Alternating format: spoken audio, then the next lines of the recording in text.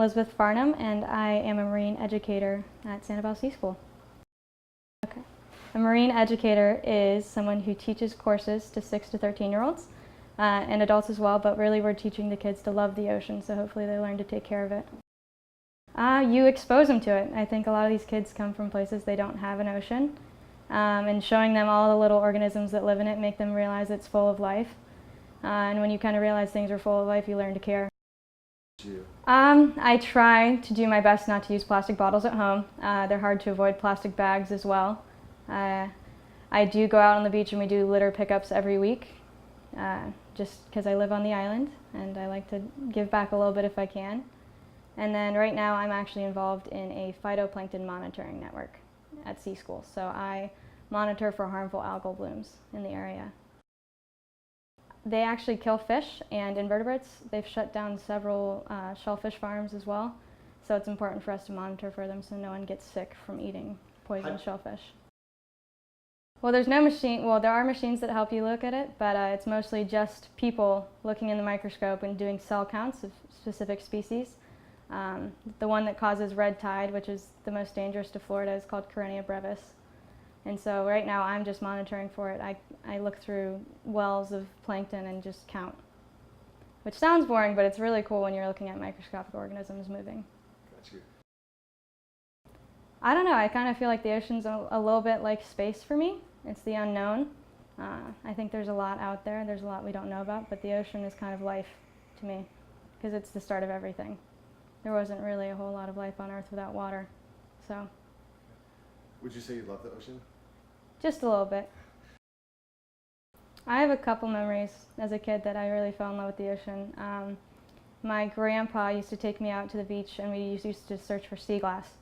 And I loved that the ocean could shape glass in a way that was so beautiful. And the other time, I guess, was I lived in Virginia for a while growing up. And I begged my parents to take me to the beach for my birthday, and it was raining and cold and awful outside.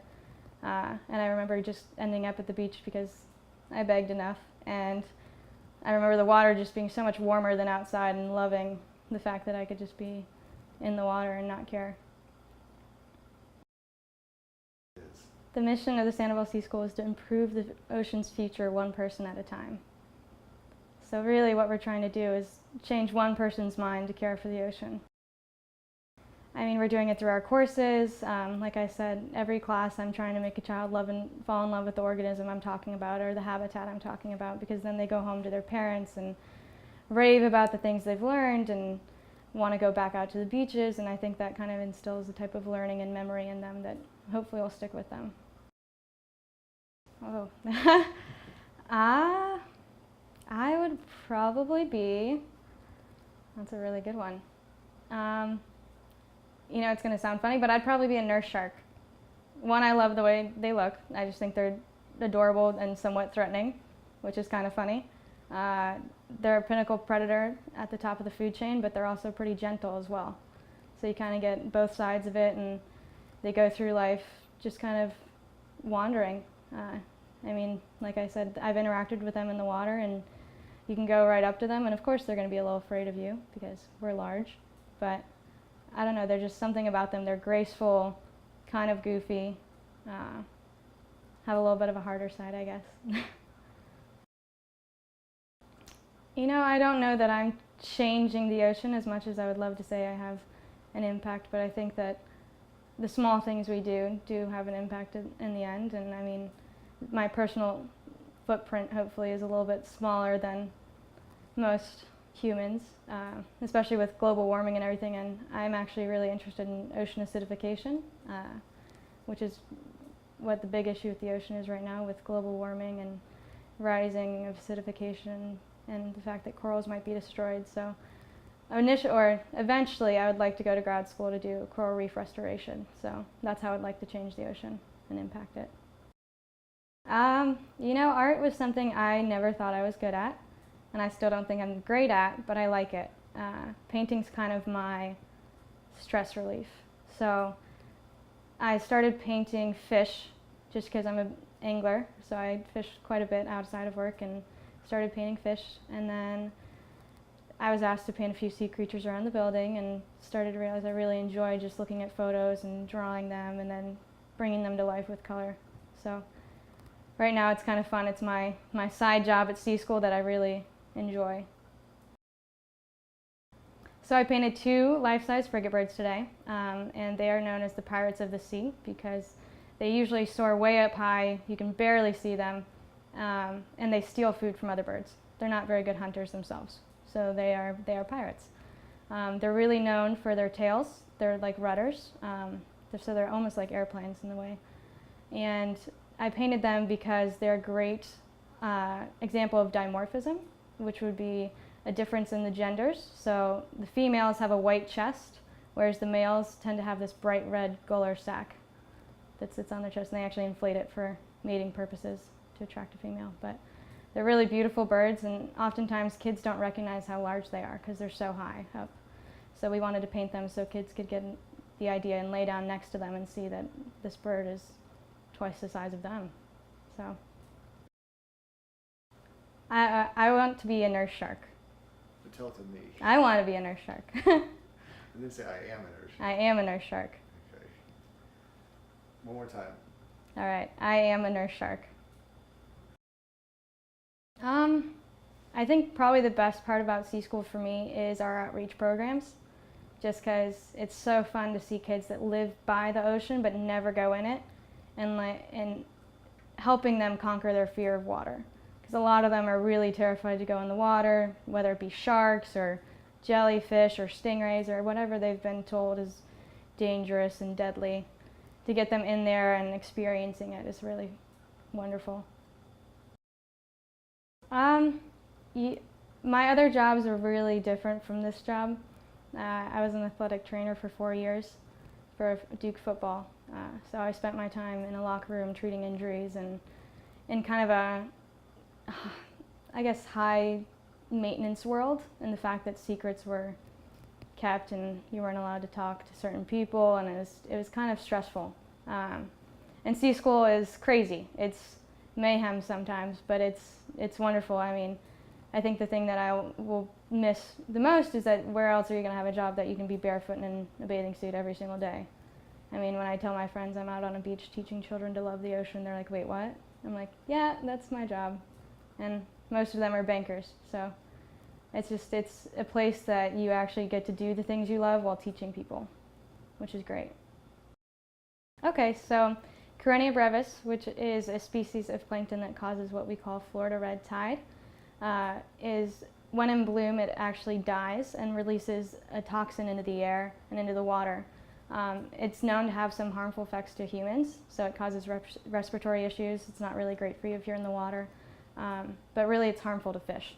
So when it happened last October, the beaches will be littered with fish and animals that have died because of it. And really the impact comes in commercial fishing, with people catching fish for selling for food or shellfish in general. And then there's other target species that we watch for shellfish poisonings, just because they can shut down entire farms. Do you love your job? I do. Okay. Yeah, Do you love the San Adel Sea School? I do. So how long have you been working here? 1.5 years. So a year and a half ago. So when did you apply for this job? I applied last March. Last March. And so you applied for, did you apply for other jobs? I did. I actually had a choice between here and Ohio. So this was a pretty easy choice, but it was the right one. So I actually was sitting on the quad at Duke, outside of my dorm, and Bruce called. It's a very personal interviewing process with Sea School. You don't talk to assistants, you don't talk to anyone, you talk to Bruce. And he kind of opened up the conversation without telling me that he was offering me a job. He was just like, well, this is the mission of Sea School, and this is what I expect, and this is what I want. And then kind of went on to ask me if I could do that. And he goes, okay, well, we want you. And I mean, it's a great feeling. It's like getting a job and having that all sorted out, especially when you're close to graduation. It's just like, ooh, I was terrified because I didn't have a job yet. But it was great. You know, I called my parents first, and then I called my grandparents. My family's pretty close, so. And then I probably told my roommate, who's my best friend. But other than that, didn't really tell anyone else. Okay. Just kind of moved down here. It was a new adventure. I didn't know anyone, And everyone I know now is either working for Sea School or other environmental companies on island. So, you know, actually, I don't know if this was a good moment to stand out to me, but this summer we had a camper who I was really close with. She's been with us for 6 years, and it's just wonderful. She's from Spain, and she actually got barbed by a stingray with us this summer. And so I was walking up onto the beach after getting all the kids out of the water, and another little girl ran up to me and she goes, "She's bleeding!" And I was like, okay, like every time they tell me this, it's usually a couple of drops of blood. And I looked over and there was a lot of blood. And it was kind of terrifying, one of those heart-wrenching moments, like, oh my God, she got hurt while I was watching her. But it also comes with the territory. We're in the ocean every single day. There's sharp shells, there's stingrays, there's lots of things that can harm. But I guess what was really great about that moment for me is that she was just so calm and so trusting in the staff of Sea School to take care of her. And, you know, I mean, she was in pain, of course, but she was not frantic. She wasn't anything I would have expected from an 8-year-old. And I actually ended up carrying her on my back back to Sea School and taking care of her the rest of the day just to make sure she was okay. But just the fact that they trust us enough to do that is great. You know, I actually more get emails from parents and kids. I think most things nowadays are so tech savvy that the day of snail mail is kind of done for kids. Do any emails stand out at the top of your head that you can tell me about? I actually just got one recently. We had a couple boys come from Switzerland who didn't speak much English and were kind of nervous coming to Sea School, and I ended up spending the whole week with them. And I took them fishing for a day because they were really interested in fishing. And I took some photos for their parents, sent them to them, and I ended up getting an email from their parents probably last week saying that it was the best experience they'd had on vacation. And the boys wouldn't stop talking about it, and it's just like so great to hear those types of things. Like, I mean, not every class goes great. They can't, but most of them do. Why should my kids go to Sanibel Sea School? Because it's awesome. No, because it's an opportunity to get some skills that they wouldn't get elsewhere. I mean, we're teaching kids to catch fish with seine nets. We're teaching them to cast net. And they might not be lifelong skills that they need, but they're skills that people aren't teaching anymore. And it's also just a different form of interaction. I think the classroom doesn't give them a chance to really express themselves, whereas at Sea School the only rule is to be safe. And other than that, we really want them to express themselves. So, you know, for me, I am totally a hands-on learner. I am an experiential person. I thrive on my experiences, and I think a lot of kids do too. Sanibel Sea School offers that opportunity because in the classroom they might be learning about manatees or dolphins or seagrass or any of the various things that we teach, but they're never going to see them in a classroom.